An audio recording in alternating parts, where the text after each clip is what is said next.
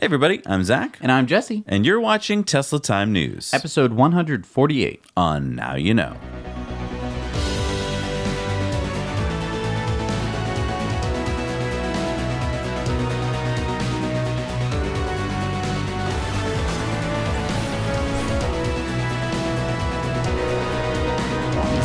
Brought to you as always by our fantastic Patreons, whom without we could not do this show. And sponsored by our friends at the solar-powered hotels in Schaumburg, Illinois, the Fairfield Inn & Suites by Marriott, and the Town Place Suite Hotel, right next door, and they're connected both to solar panels. And sponsored by ecoware.us. We have new designs uploaded every week, and every time you buy a t-shirt, we plant a tree. Oh, and get this, Jesse. Mm-hmm. We just planted our 200th tree. Wow. Yeah. Wasn't last week we planted 100? Yeah, we've had so many orders that, and like we said, every order plants a tree. So, yep, we're up to 200 trees now planted in the Amazon rainforest. Awesome. Thank you, guys. All right, so the big news is about Tesla's deliveries for Q2. For the longest time, we've been hearing that demand has kind of rolled off and that delivery numbers would stagnate. So let's see what really happened. Mm-hmm. So we've got Tesla's announcement here on July 2nd, and as you can see, their numbers are fantastic. A total of 95,200 cars were delivered in Q2. Wow. That beats out their Q4 numbers of last year, which were record-breaking then. Yes. These are record-breaking numbers this quarter. Yes, and I think one of the most important paragraphs in here, other than these fantastic numbers, is the second paragraph here, which says, orders generated during the quarter exceeded our deliveries. Thus, we are entering Q3 with an increase in our order backlog. We believe we are well positioned to continue growing total production and deliveries in Q3. So, for any of those analysts out there who are like, well, okay, you did it in Q2, but now your demand is rolled off again, the company is telling you, nah. Let's see what a bunch of those different analysts said about the Q2 delivery numbers and what they thought those numbers would be. So here is a list of a bunch of different analysts. Yep, and these are all big analysts. These are, Goldman Sachs and UBS and Credit Suisse. And their numbers were all low. Like, if you look here, not one of their numbers was actually above the number. Right. And on average, they were off by 8.5% of the 95,200 cars delivered. Yeah, now what does that tell you? It shows you that the analysts don't know what they're talking about, right? You should have analysts on both sides of the thing. You should have some analysts who are saying, I think they're going to deliver a lot of cars, and some people saying, I don't think they're going to deliver many cars, and the actual number is probably going to be somewhere in the middle, right? Instead, we're not seeing that at all. Everyone's saying roughly the same number, right, which is in the 80-ish thousands of cars. Let's just talk about for a second what an analyst's job is to do. It's to do this. It's to predict that number. That's right. Their job. Okay? Their job isn't to build a boat and then also tell you what these numbers are. It's to tell you what these numbers are going to be, right? That's what an analyst does. And they didn't do it. They were wrong. And they had a lot of chances to get it right because Elon was telling them from weeks ago that he thought the numbers would be really high. Right. And so it wouldn't take much to just be like, I'm going to hedge my bets and make my analysis a little high. So this means one of two things. One is it either tells you that all the analysts are idiots and were wrong because they were dumb and didn't know how many cars were going to be delivered, which is quite possible. Second possibility is that none of them wanted to be high. Everyone's guessing in this same range, and, you might say to yourself, well, if everyone's guessing in the same range, and if I guess higher and it is higher, then I'm going to look really smart. Maybe I should do that. None of them did that. Right. None of them were like, I think it's going to be a high number. What does that tell you?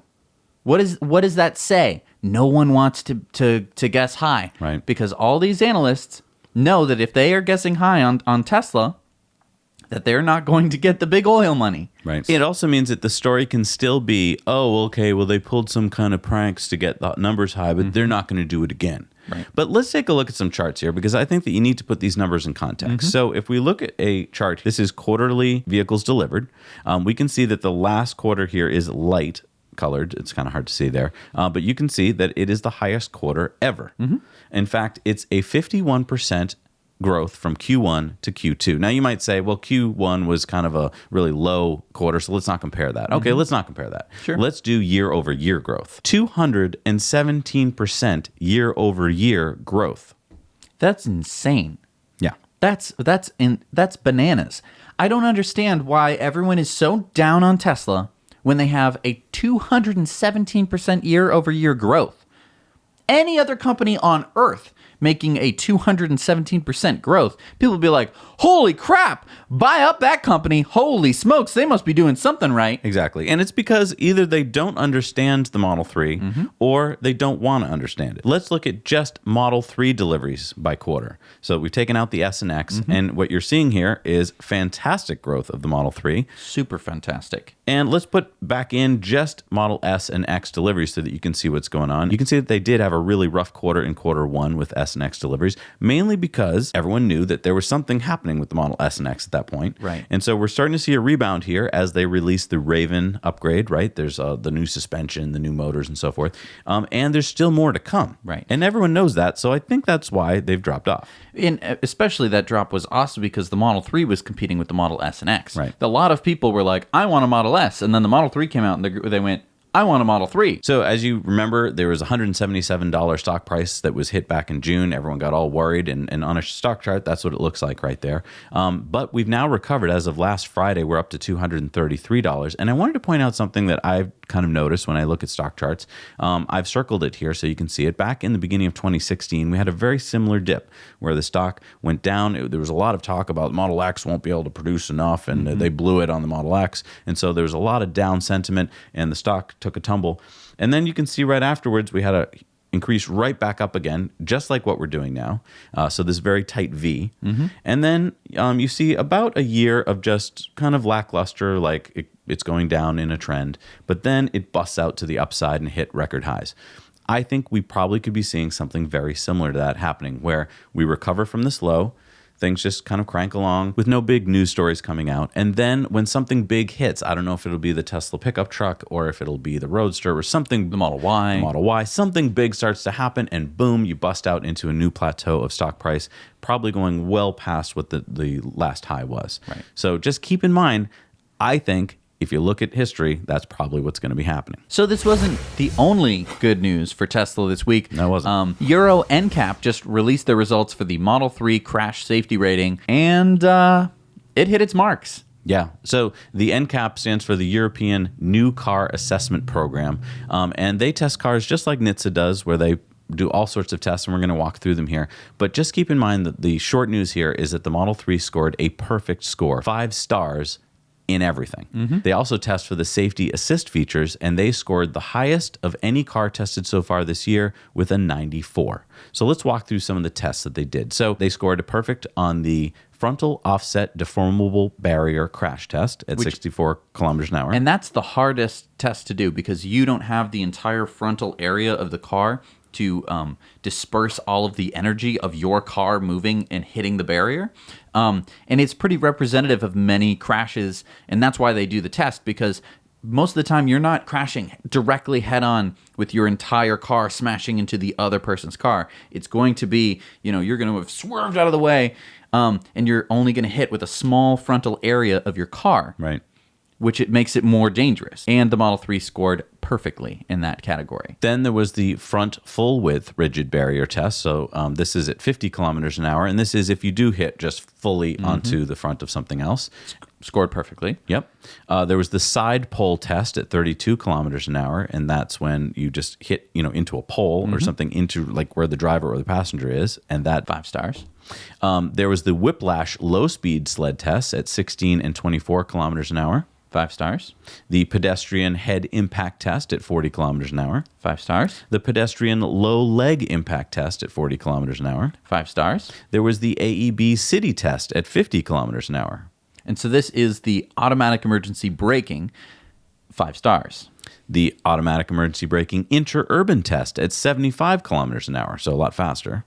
5 stars again. The automatic emergency braking pedestrian test at 60 kilometers an hour, both day and night. 5 stars. And they don't even hit the pedestrians. Right. So there is room in these tests for you to hit somebody, but you didn't hit them as hard because the automatic emergency braking kicked in. In all of these tests, the automatic emergency braking prevented any collision whatsoever, which I think, as most drivers would agree, is what you want. Exactly. You don't want to just be mitigating the damage to a pedestrian. The AEB pedestrian at 30 kilometers an hour. 5 stars. The AEB cyclist at 60 kilometers an hour. 5 stars. And the lane support system tests. Again, 5 stars. And this includes people driving into your lane. So, I mean, this is like really, really in-depth testing. This isn't just, smashing it into things. Right. These are tests of the safety systems around your car that's going to prevent you from getting into an accident. Right. And as Matthew Avery, the director of research at Thatchcam Research, said, the Tesla Model 3 achieved one of the highest safety assist scores we have seen to date. Its collision avoidance assist system is first class, with its autonomous emergency braking and forward collision warning systems showing high levels of performance. Oh yeah, and it's also important to remember that the Model 3 got 5 stars in every NHTSA safety category too, and that's the National Highway Traffic and Safety Administration. The Model 3 might be selling so well because people are starting to realize that this car is the safest car on the road. Over 1 million people die on the road every year. And if you buy this car, the Model 3, your chances of dying go down significantly. Right. So this is an interesting story. Toyota is now testing high-efficiency solar on their cars. If you remember back in 2016, Toyota was offering a Prius with a 180-watt solar roof system for an additional $2,000. Now they're testing out a system that's 860 watts, and they say can get 34% efficiency, which could give you a range of up to 35 miles or 56 kilometers per day of added range. So I guess the question I wanted to ask you is, what would you be willing to pay for this? I think it's important to remember that when we're talking about putting solar on your car, putting solar on anything, that it's not going to be consistently getting that amount of solar all the time consistently. And when we're talking about larger systems, whether it be on your house or grid systems, you can disperse where the solar is, right? If a cloud goes by one of your solar panels, it's not the end of the world. With a car, it's going to be very dependent on where you park it, how sunny it is that day, what time of year it is. Right. So this, 35 miles sounds great. It's not always going to be 35 miles. Right. Not to be a party pooper, but that's just the way it's going to be. Right. Now, is it going to be useful? Yes. I think that if a couple things, if you don't park in a garage, if you park it outside pretty much consistently, that includes work, and you're parked in the middle of this big, open, sunny parking lot, perfect for that. If you live, the further south you live, the lower your latitude, the better, basically the closer to the equator. And I think that there's a convenience factor. I mean, 35 miles a day is some people's commutes. Right. So it could be this amazing thing where you don't have to ever plug anything into your car, which is pretty wild to think about because for time immemorial, we've always had to put something into the car in order for it to do anything. Right. It would be pretty wild if you had a very short commute and you live somewhere very sunny. You just basically never have to charge your car. That's freaking wild. But you haven't answered my question. How much is it worth?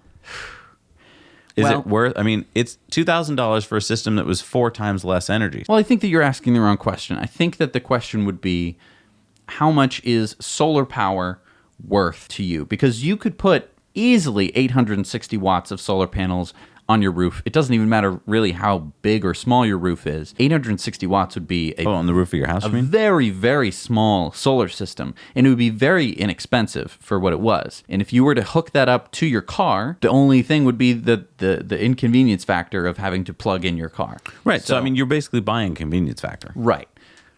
I don't know. I mean, I would really want to know a price just so that we could actually break it down. But I would say $2,000 is in that range of the convenience factor for me. Well, that kind of ties in with this story. So the Lightyear One, remember that car we talked about a while ago? It's being designed in the Netherlands, and it's going to be pretty much completely solar powered if you want it to be.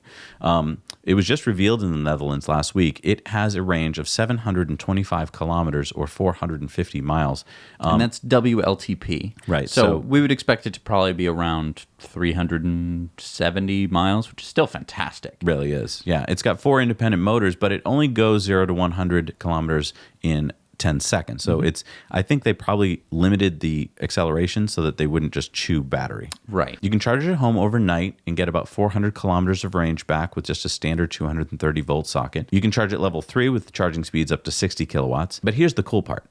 You can get an estimated 20,000 kilometers of range per year from just the sun. Right. So, I mean, just take a look at this car for a second. It's basically a solar panel on wheels. Yeah. And it's extremely efficient. They've tried to make it as aerodynamic as possible, while still keeping it a drivable car, a 5-seat sedan. And I think that this is really interesting because we haven't truly really seen an electric car like this. We've seen some crazy mobiles, right? Some things where like you're in this little bubble in the middle of the solar panel with the wheels, and it's like no one's going to use that to drive the kids to soccer practice because where would you stick the kids? Right. This you could actually, I guess, fit people in the solar panel car and drive around. But this is a pricey car. Its starting price is 149,000 euros or $170,000. Wow. And you're basically buying a solar-powered car. It's not a performance car that you're buying here. True. It's not that sexy. It's just that you're buying a solar-powered car. So that's kind of my question, is it worth the cost?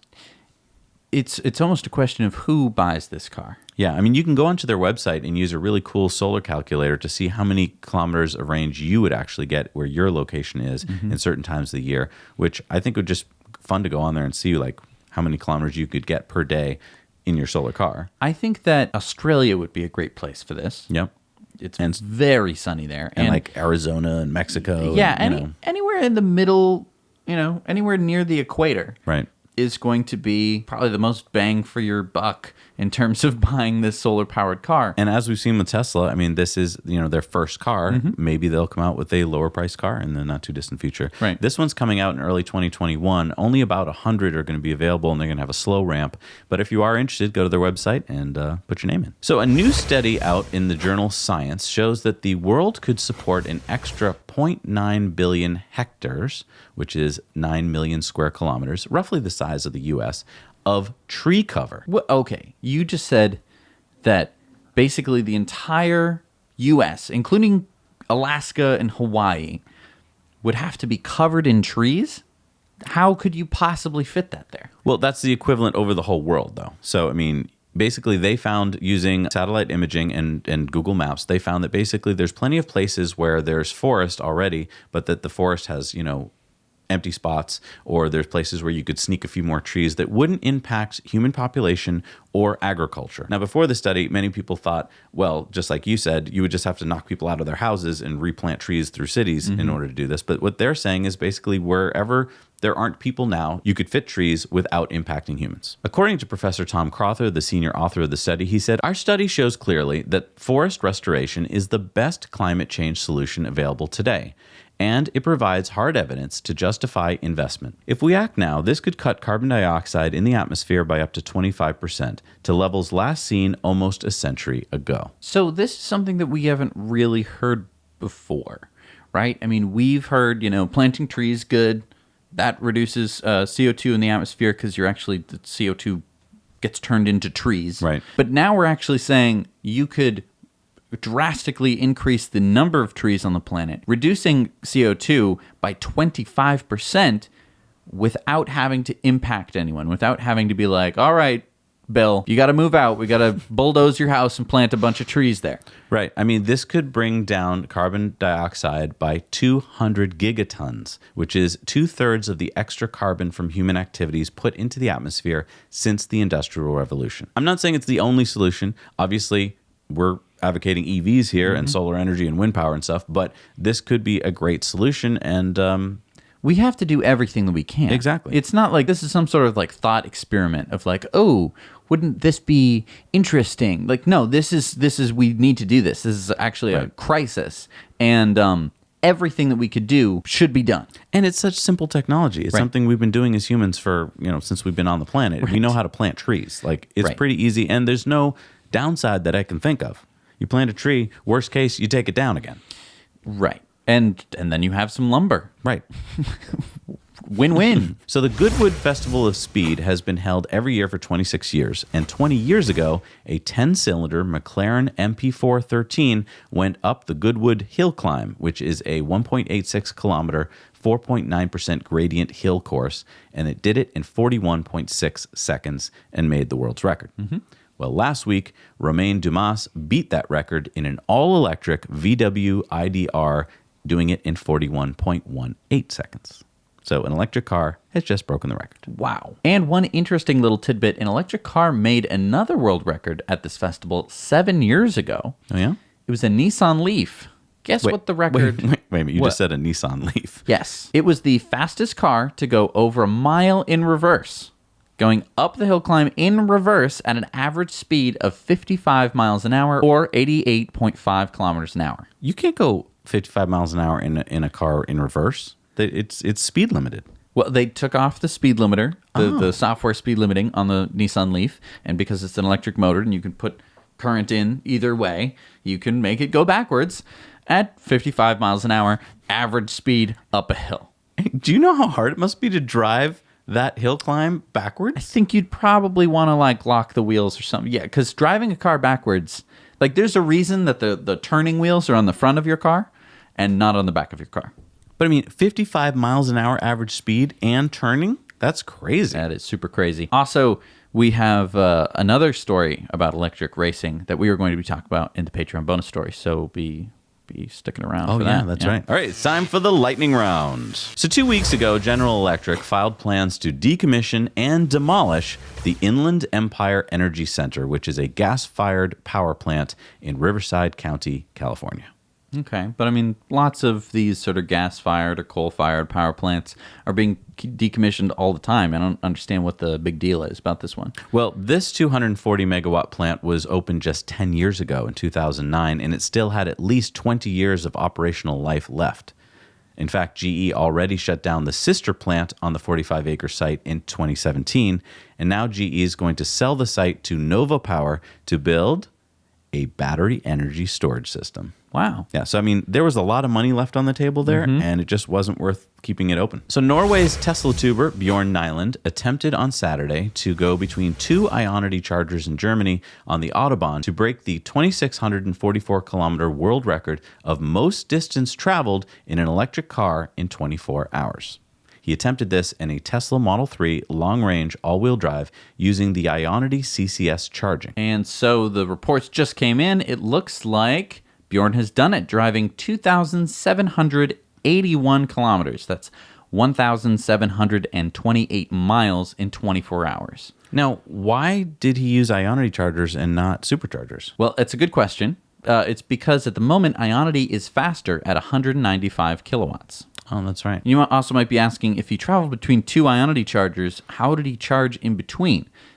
See, they were not that far apart, but he just traveled in between them many, many times to get to the 2,700 kilometers. Yeah, and the interesting thing is when he got to the chargers, he would only charge to about 50% state of charge because that's the most efficient, you get the most power, and then it starts to taper off. So he would go to 50%, then get back on the road. He averaged speeds of 72 miles an hour. So it was the equivalent, basically, of driving for 24 hours going 72 miles an hour. Right. And he was able to achieve speeds of like 105 miles an hour because this is the Autobahn. Now, this isn't like an entirely realistic driving style, right? Because he was on the Autobahn the whole time. Got to be on the Autobahn. You can't just drive on... I mean, I suppose you could. You'd just definitely be pulled over and dragged out of your car. Right. I mean, he did hit some rain. So, I mean, it was pretty realistic driving conditions, but he had other drivers. I mean, they took turns. Obviously, you don't want to do this for 24 hours straight. But he's got the world record. So a new paper in the journal Nature shows how researchers at MIT and Princeton were able to raise the efficiency of a solar cell from its theoretical maximum of 29.1% efficiency to 35% efficiency. So how did they achieve this?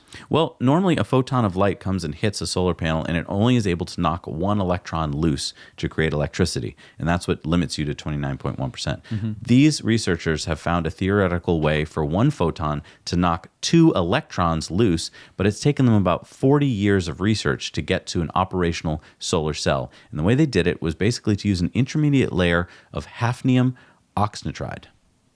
Hafnium oxynitride. Is that the way you would have tried it? That's exactly what I was thinking. When you started talking about the story, I was thinking, I bet hafnium oxynitride had something to do with it. It did. I think that this, more than anything, highlights the importance of research. Yeah. Because this was going on for 40 years of research.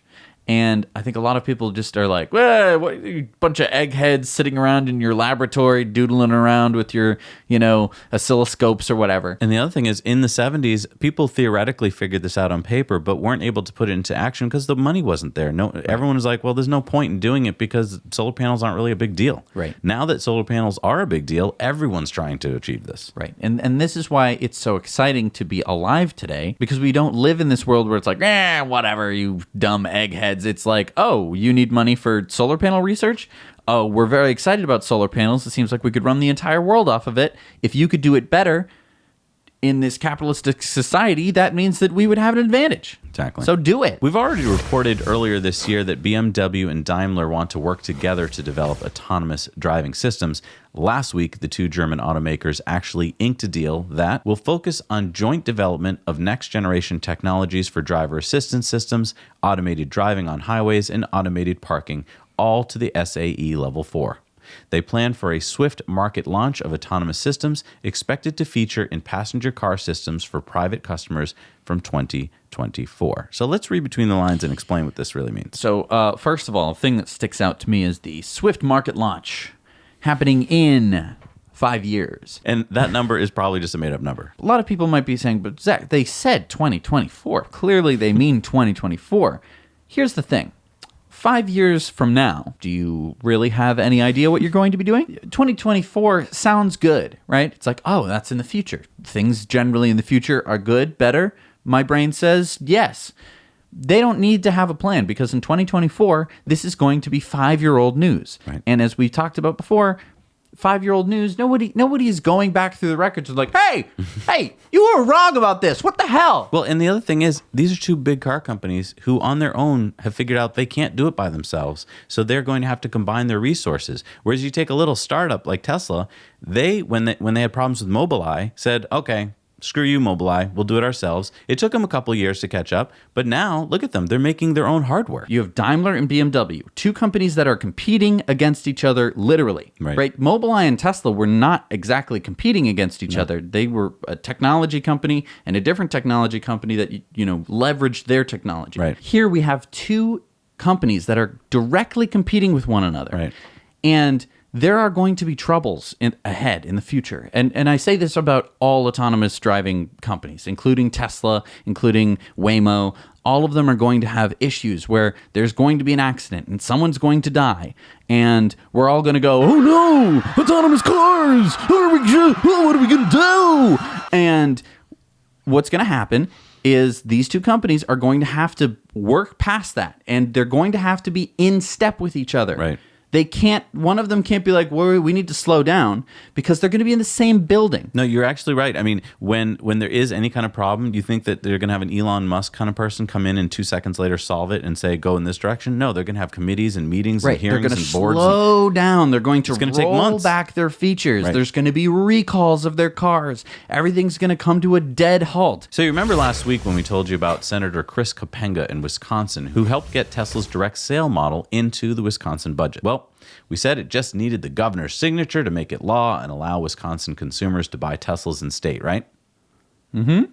Well, the governor didn't sign it. He vetoed it, saying, I am vetoing this provision as I object to significant changes to existing motor vehicle dealership law and the consumer protections they provide to Wisconsin, occurring late in the state budget process and without the opportunity for adequate public input and debate. So this was actually the third time that this language had been added and debated in the past 3 years. Just a little side note, Democratic Governor Evers has received $14,000 from the Wisconsin Automotive and Truck Dealership Association, who were, of course, against allowing Tesla to compete directly in the state. So, a lot of people are like, oh, Zach and Jesse, you're like, oh, so pro-Democrats. No, this guy sucks, okay? I don't know. I mean, this is just, it's just corruption. Like, can we just talk about how lobbying is pretty much corruption, especially when there's like, how could this possibly happen? I can understand you sit down in a room and you say,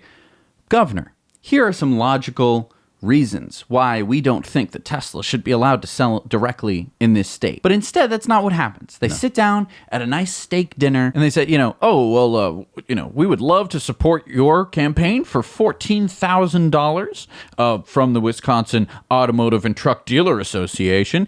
But of course, we would want you to not... we don't want you to do anything with the Tesla. We want you to get rid of that. I mean, it's so Italian. It doesn't even make any sense. And there's no Italians in Wisconsin, which is the funny thing. It's just so mafia. You could write it into The Godfather Part 8, and everyone would just be like, yeah, of course, that would totally happen. You have one guy in Wisconsin, the Republican senator, who builds Teslas, and it's like, Teslas are awesome. I don't understand why my state doesn't allow people to buy them when there are other states that allow them to buy them. There's no real argument. There's no logical debate that would prevent you from being like, as a citizen of the state, to be like, I don't want to be able to buy these cars. Yeah. I want to not be able to buy them. Let's move on to something a little less...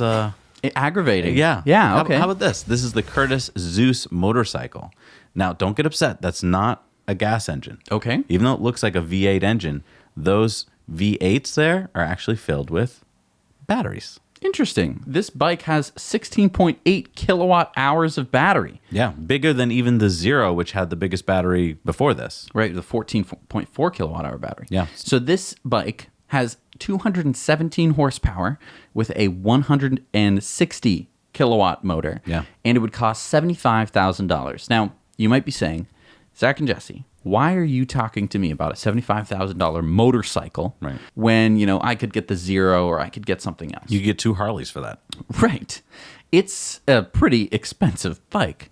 And I think that the importance of these really expensive cars and bikes and other things like that is not so that just everyone will drop what they're doing and go buy them, because obviously most people can't afford this kind of motorcycle. And it's not even that these motorcycles on the road are going to, offset emissions by some amount. No, it's a cultural shift. It is a cultural shift in people's minds. People who are into motorcycles like motorcycles because they're fast and they're sexy and they're powerful.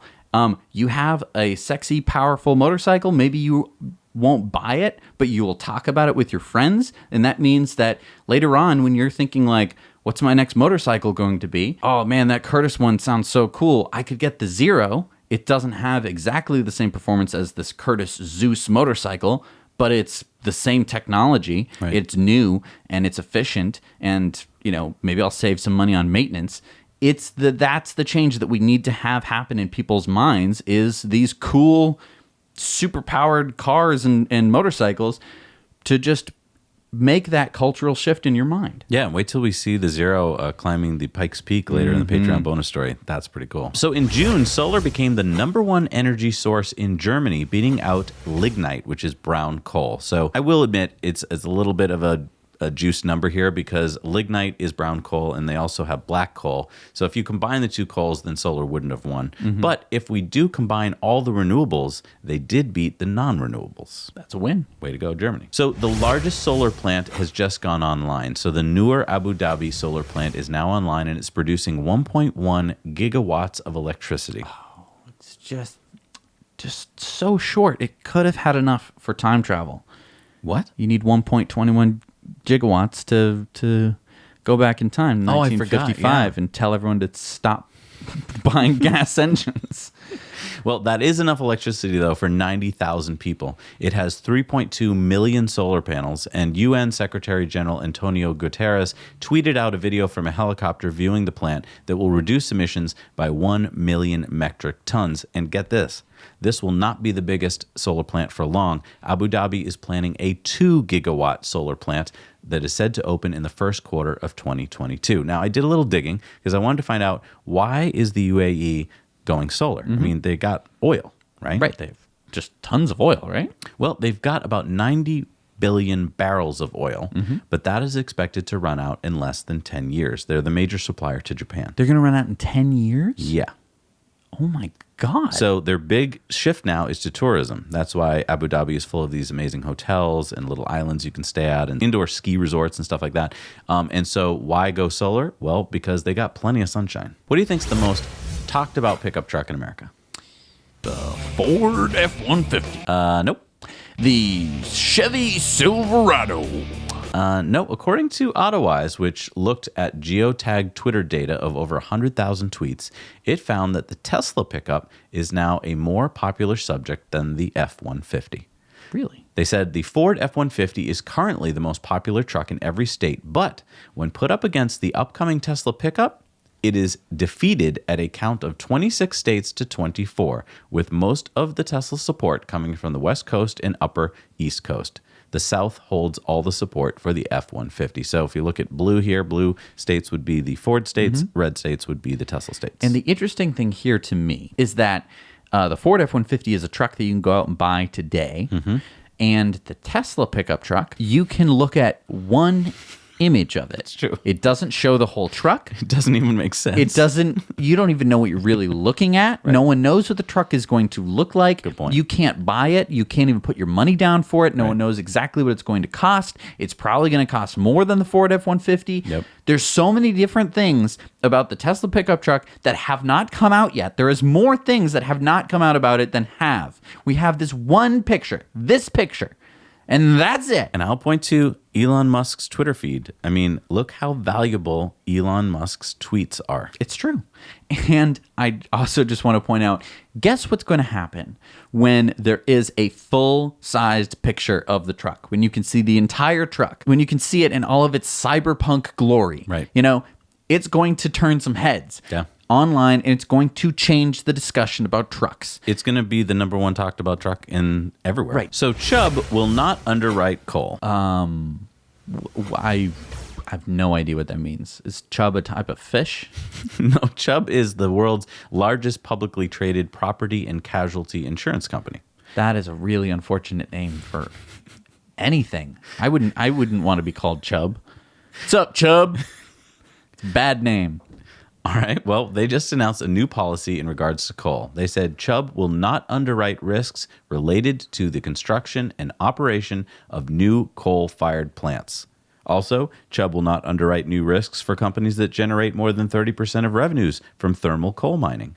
And Chubb will not underwrite new risks for companies that generate more than 30% of their energy production from coal. And Chubb will phase out coverage of existing risks that exceed this threshold beginning in 2022. Now, this might just sound like some boring insurance news. You might be like, let's move on to the next story, guys. It's actually probably more exciting than you think. Because if you, as let's say a coal plant owner, can't get insurance on your plant, you're in trouble. Or if you have to pay a lot more for that insurance. Right. You're also in trouble because you're making not great margins on your coal plant, because it's like you have to make this whole big thing and you have to truck in all this crap, and then you have to burn it and clean stuff and maintenance stuff just to produce electricity, when someone else can just like buy a field, plop down a bunch of solar panels, and like maybe hire a guy to like hose off the panels every now and then when they get dusty. Right. And think about this. Chubb makes money from premiums. So they could have just said, oh yeah, we'll keep insuring it, but we'll just charge a whole lot more. They're saying, it's so risky, we don't want to be involved. Right. And they're an insurance company. Right. So get your checkbooks out. An original 1898 Riker Electric, owned by Andrew Riker himself, is being auctioned on August 15th in Pacific Grove, California. This all-electric race car beat many gas engine cars back in its day. So how fast are we talking here? It reached speeds of 40 miles an hour. Okay. What was its range? 50 miles on a single charge. 50 miles of range. I mean, picture yourself, it's 1898, and you've got a car that basically is a Nissan Leaf. Yeah. It's sort of like an EV1-ish kind of deal. I mean, like 1898. Yeah. It would be pretty impressive for 1998. That's 120 years ago. Holy crap. Can you imagine if they had kept working on the technology steadily from 120 years ago? That's insane. Yeah. I mean, it just really highlights just how evil big oil was. That they're like, it's a viable technology, but we want to make money. All right, it's time for Throwback Thursdays. Even though it's Monday. BMW announced the Motorrad Vision Next 100 electric motorcycle in 2016. Wow. That is a cool motorcycle. All right, where can I get one? How much is it? Well, you can't get it yet. They haven't made it. It's just a concept, I guess. But I mean, they had all this design. I mean, what a great design. They didn't put the design in any of their motorcycles? Well, yeah, I mean, as they said, the motorcycle provides my escape from everyday life. From the moment I get on, I experience total freedom, the great escape. And that is the head of BMW's motorcycle design, Edgar Heinrich. The cool thing is, it's emissions free. I mentioned that, right? This is emissions free. But they didn't say that it was necessarily electric. This is what they said. A special engine is mounted in the middle of the frame. It is simultaneously a style element and a memory of things long past. In form and performance, it resembles the traditional BMW Boxer engine, but houses the emission-free drive unit. Depending on the riding situation, the exterior shape of the opposed twin engine changes. At a standstill, it lies tight. I think you might have been wondering as we watched this video about the outfit that the rider is wearing here. Right. They said that light fabrics instead of leathers and accessories, the rider apparel from BMW is a fashion statement and offers protection against wind and weather, thus contributing significantly to the overall driving experience. Heavy clothes that are too hot or too cold are a thing of the past. A safety function of the rider clothing is not required due to the intelligent assistance systems. Okay. So first of all, they're talking about this new drive unit. Yeah. That they don't mention is electric. Nope. They don't mention if it's hydrogen, if it's fusion, if it's nuclear. They don't mention if it's rainbow powered. They don't say anything about how it works. Nope. It's just this new thing. Yeah. That has these things that come out. Yeah, because, you know, people are writing to me, asking me, Zach and Jesse, when can I get one of these? These are so cool. Right. And you can't. Can't. Because it's never really existed. But, I mean, it was announced in 2016. So then let's also just talk about the light fabrics that you're going to be wearing. Yep. This like very, with no helmet. Nah, you don't need a helmet. But you do put on these dorky safety glasses things. Well, those are so you can like see a heads-up display or something, I guess. But yeah, what happens when like a tree falls or a cat runs out in front of you and you have to swerve and you fall off the bike? Right, but it has these intelligent assistance systems. They're magic. It's funny because Tesla they're not like, We took out the airbag because it's such a safe system you don't even need. We removed the seatbelt because it was not as stylish with our new safety systems. you don't do that. You still have airbags, you still have crumple zones, you still have seatbelts. Right. But apparently on this motorcycle, which is an inherently more dangerous thing, you're just going to just rely on its Jesse, safety system. it was only 3 years ago that they announced this. So, I mean, give them a break. You can't do anything in 3 years. Right. You know? Right. Because what was Tesla doing 3 years ago? What were they announcing 3 years ago? So what do you think? Right. And how's that going? Outside in the driveway, there's two of them. One is my mom's and one is mine because I was able to afford one, and it's the safest car on the road. Oh, okay. Cool. Thanks, BMW. Thanks for your 100 years of future. So glad you've been keeping up with the future. Well, maybe it'll be ready in 100 years. That's probably what they meant. Of course. All right, it's time for our video contributor stories. Now, if you're out there and thinking, well, how can I contribute a story? You can. All you got to do is keep it to 2 minutes or less, have really good audio, tell us about something that's going on in your neck of the woods, make sure you shoot it in landscape, and if you can throw some B-roll in there, that would be fantastic. What do we got this week? This is a video from Tony from Germany. Hey guys, it's Tony from Germany. And at the end of May, around 400 million people in the European Union were allowed to vote for the election of the European Parliament. This parliament is the only transnational parliament of humanity, which is democratically elected. And Germany has the most seats in it, not because we are the most powerful economy, which we are, but because we have the most people in the EU as well. And so we basically represent the most seats in the EU, and so it's very important for us to vote there. However, a few days before we in Germany voted, there was a video from the German YouTuber called Rezo that went viral. It was an hour long, and he criticizes the ruling party in Germany very heavily, so the party of Angela Merkel, for policies where a lot of people weren't very happy with.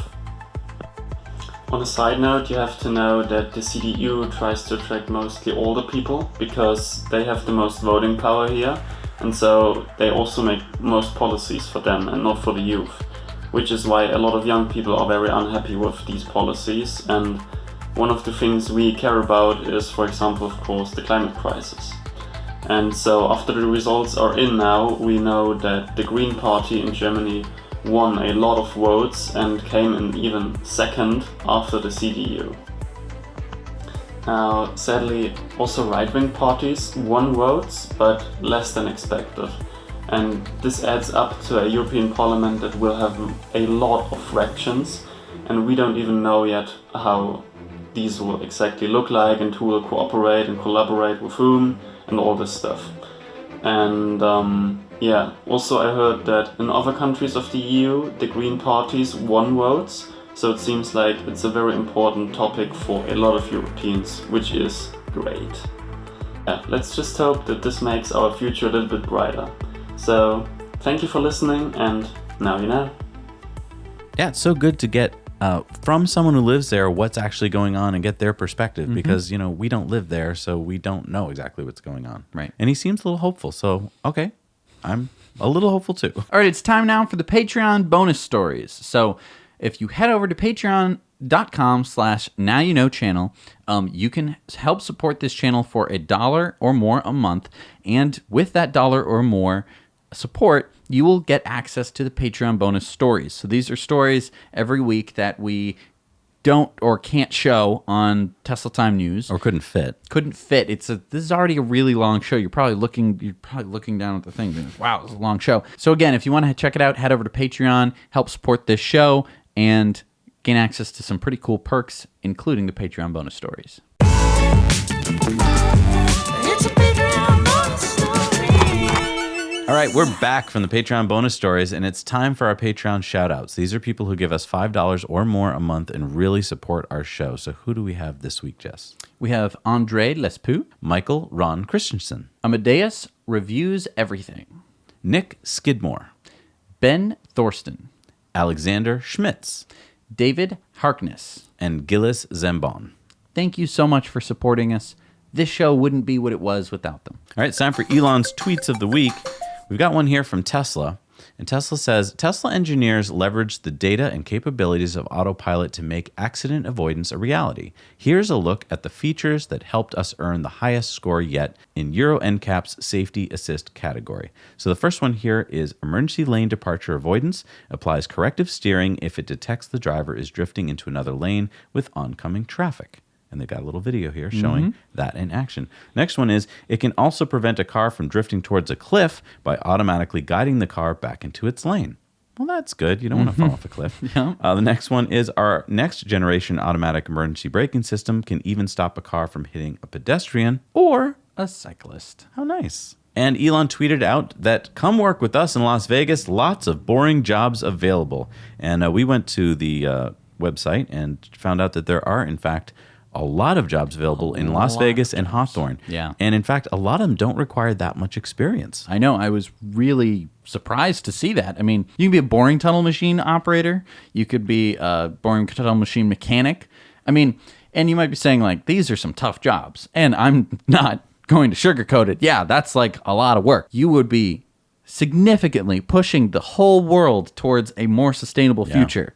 How cool is that? I mean, and most of the time, you're like, oh, how many PhDs do you have? You want to change the world? How many PhDs do you have? Suddenly, you can be like, you want to change the world? Let's go in the hole. Let's go figure it out. Let's go work it. Let's go do it. That's super exciting to me. It really is. Yeah. So, I mean, for those of you out there who are like, what am I doing with my life? Move to Las Vegas. I don't know. Be interesting, right? And maybe LA. you live in Hawthorne. Maybe you live in Las Vegas, and you're like, give it a shot, right? Yeah. This is world-changing stuff. Yeah.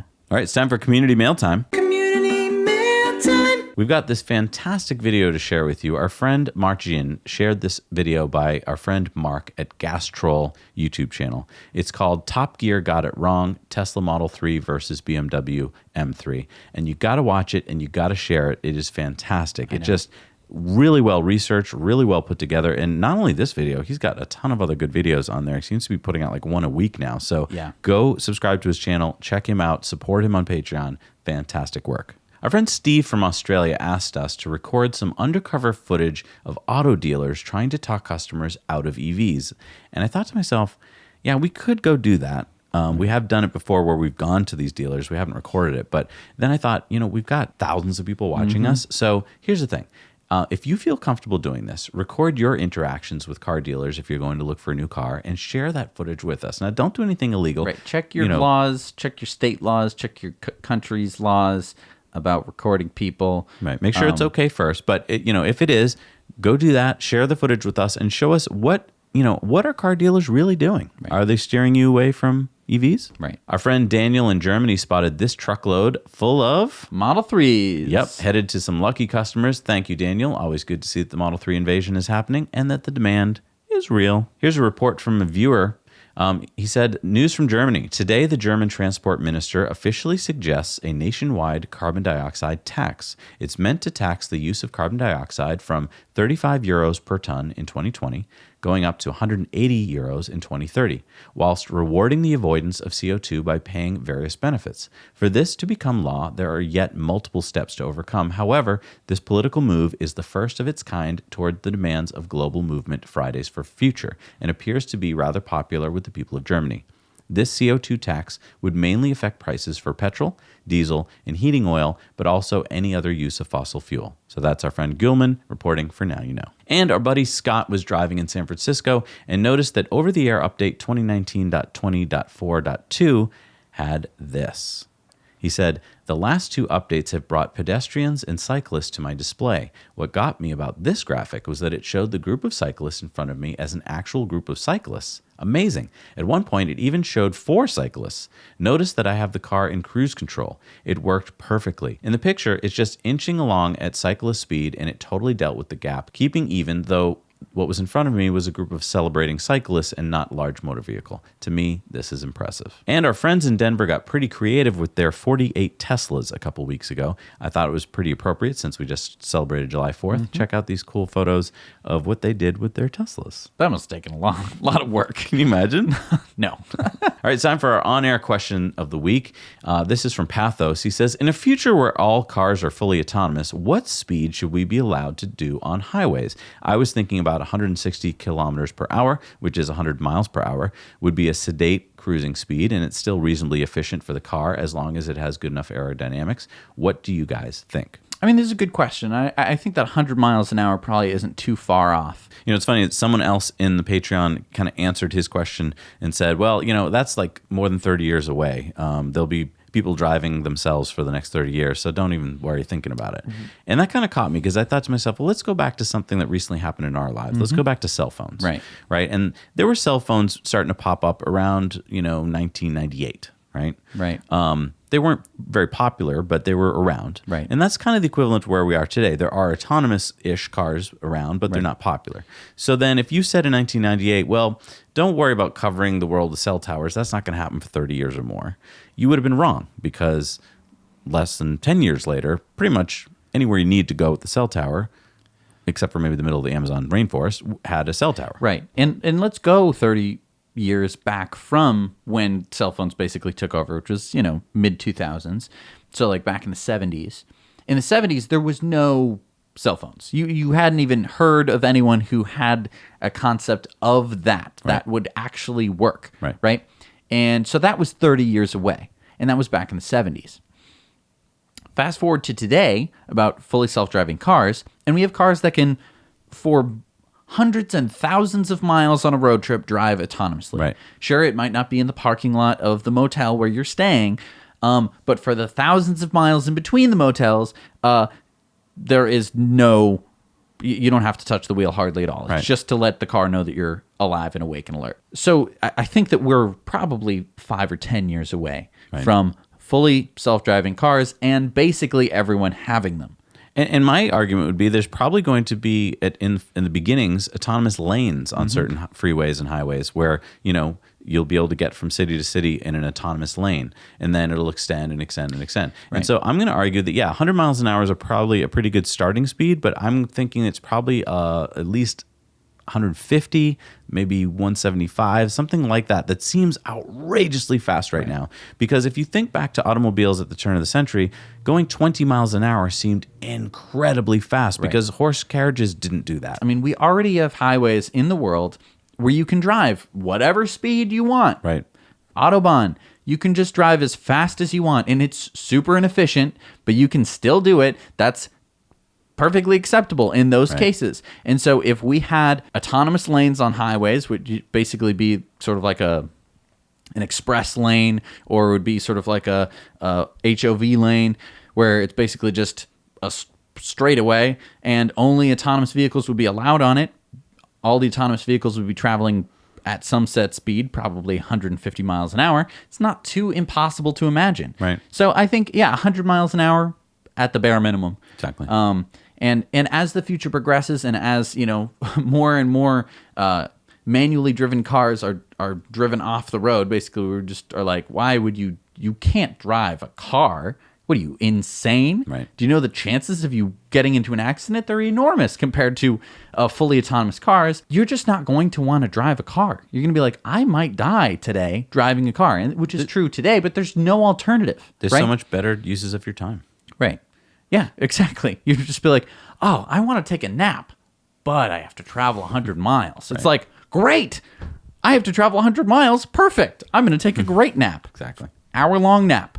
All right, so the results of our Patreon poll last week, we asked, did Elon downgrade the Roadster 2.0? And, we got kind of a mixed bag here. Yeah, we got 88 people who said, yes, we were promised 0 to 60 1.9 seconds on the base model.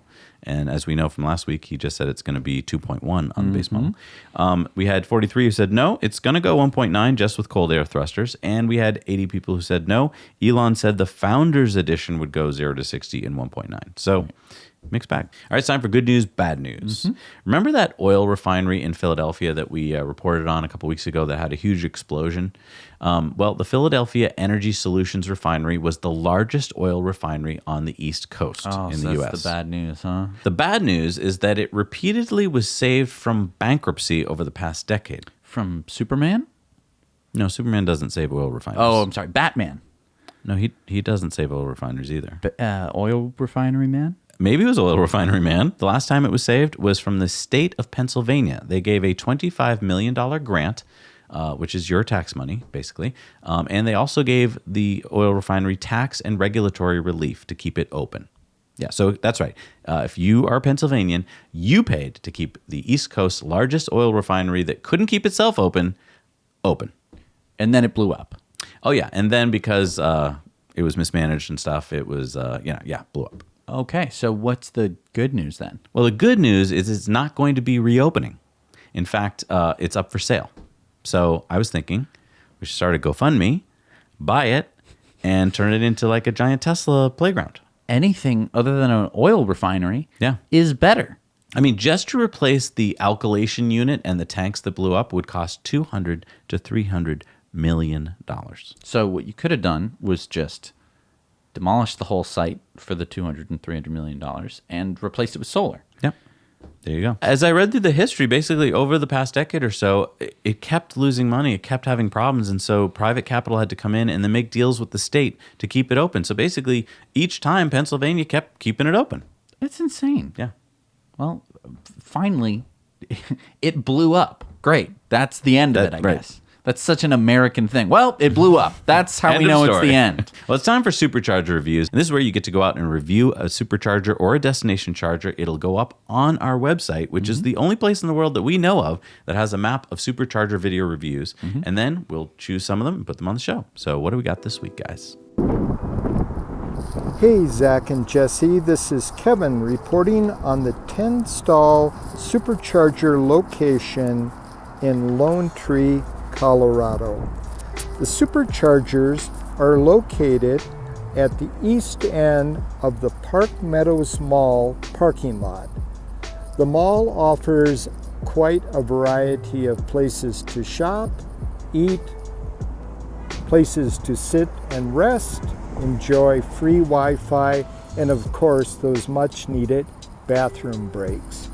So if you're out here in Colorado, please stop at the 10-stall Supercharger location here in Lone Tree. Now you know. Well, here we are at the brand new Tesla Supercharger on the Outer Banks of North Carolina. There's 8 chargers here. One of them is a kind of side pull through. You can see it all the way down at the end. We'll walk down there in a little bit. So it's kind of centrally located right in between Killable Hills and Nag's Head, which for those of you who know the Outer Banks, it makes it pretty centrally located to everything. So in terms of charging,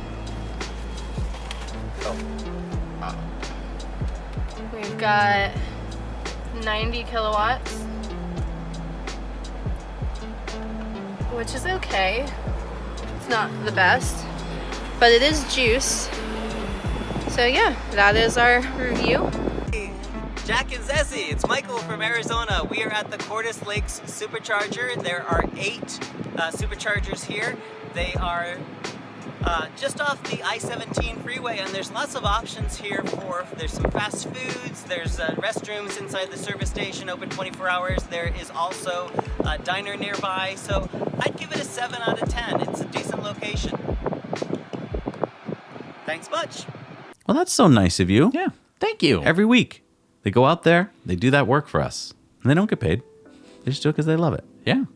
And we love it, so thank you. All right, what do we got for new superchargers this week, Jess? We have the 6-stall in Jerry's Plain in New South Wales, Australia. We got the 10-stall in Arvidsjaur, Sweden. We have number 22 in South Korea, the 8-stall in Gunsan, South Korea.